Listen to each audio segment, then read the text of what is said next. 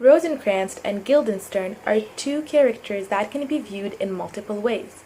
In this video, we will look at their significance in Act 3, my opinion about their evolution up to this point in the play, and the importance of this evolution, a comparison to Hamlet.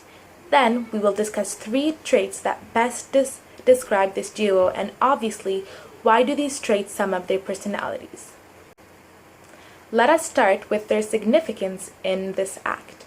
In Act 3, Rosencrantz and Guildenstern are important since they are the bridge or the link between Hamlet and the king and queen. They serve as messengers. In fact, the act begins with a report from Rosencrantz and Guildenstern to the king. Later, they report to Hamlet that the king is displeased and inform him that his mother wants to speak to him.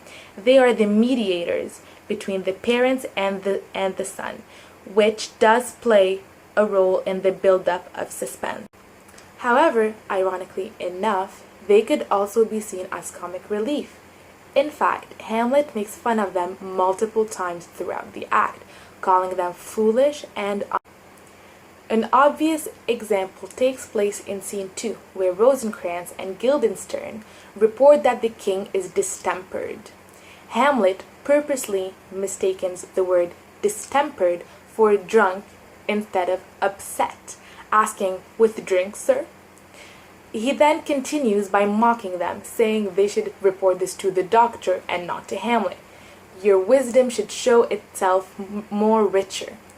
We can see that Hamlet is making fun of them, which results in dropping the tension, which is very high in this act.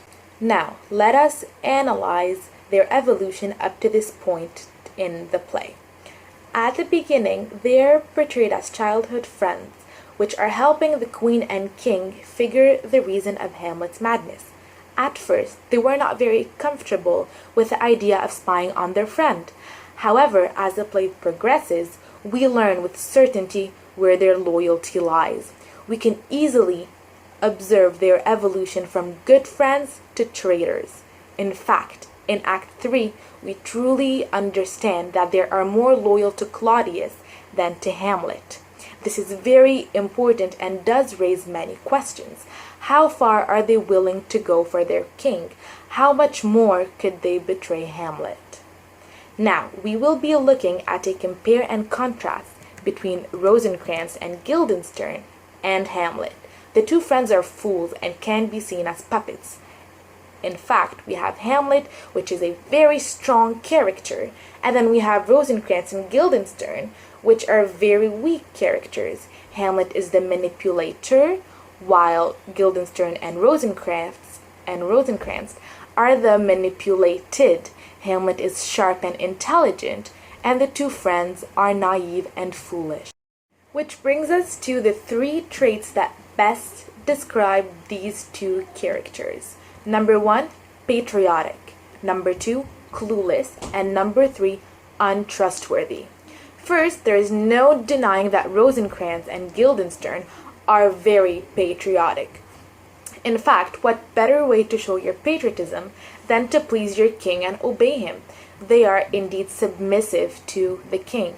In fact, Guildenstern says, "We will ourselves provide most holy and religious fear it is to keep those many, many bodies safe that live and feed upon your majesty," saying they will protect the lives of those who depend on his highness.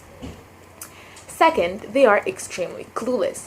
They are not too sure which side they are on and what is happening around them.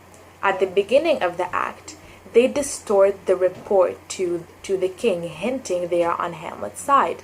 Then later on, when Claudius says, "Arm you to the speedy voyage, for we will fetters put upon this fear," which now goes too free-footed, which can be summed into, prepare yourself for this trip, which will put a leash around Hamlet, giving the image of a dog. And then they reply, "We will haste us." They may or may not have understood the image used by Claudius.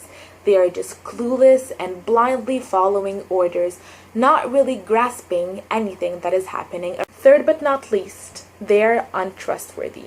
In fact, they betrayed their childhood friend for Claudius. By the end of the act, Hamlet seems to have lost all the affection he once had for them.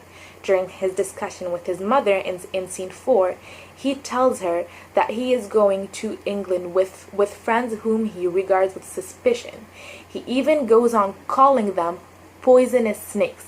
In line 204, whom I will trust as I will adders fanged. All in all, Rosencrantz and Guildenstern are two characters that are portrayed as one, who value their country and their king over their friendship. Act 3 is a milestone in their relationship with Hamlet.